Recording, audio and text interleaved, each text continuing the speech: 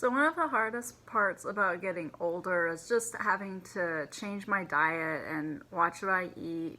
And to that end, so one of the things I've done is give up dairy.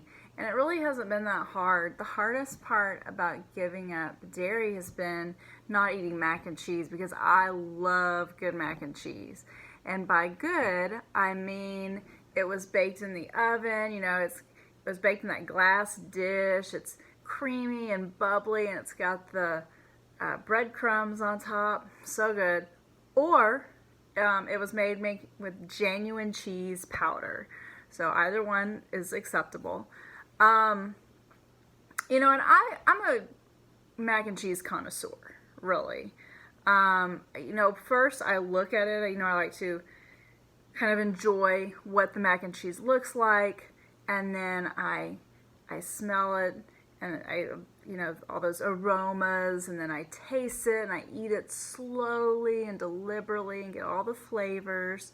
And so being a mac and cheese connoisseur, it's been really difficult. So I've tried several commercial mac and cheeses, and they're not good, And to be fair, they are not actual cheese, right? Because they're vegan mac and cheese, and that's not an actual thing.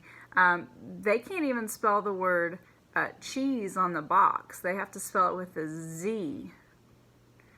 Cheese. So it's not real.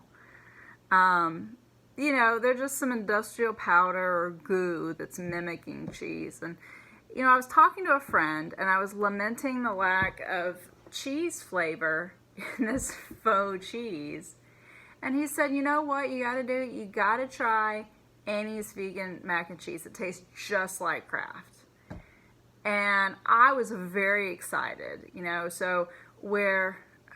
because to me, I grew up with Kraft, and so Kraft is the Veuve Clicquot of mac and cheese, where Veuve Clicquot is the very fancy French champagne, and Kraft is the very fancy American mac and cheese in powdered form.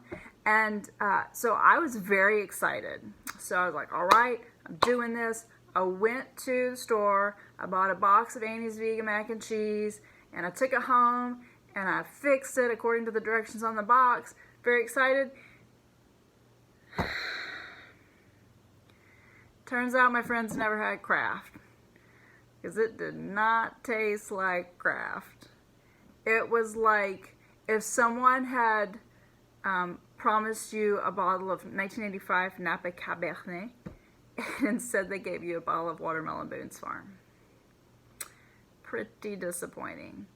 I'm going to finish my story with the fact that these vegan mac and cheeses are not cheap, and I'm not made of money.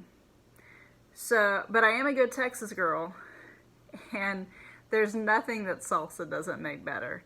So I added salsa to my vegan mac and cheese. And it probably makes Watermelon Boone's Farm taste better too.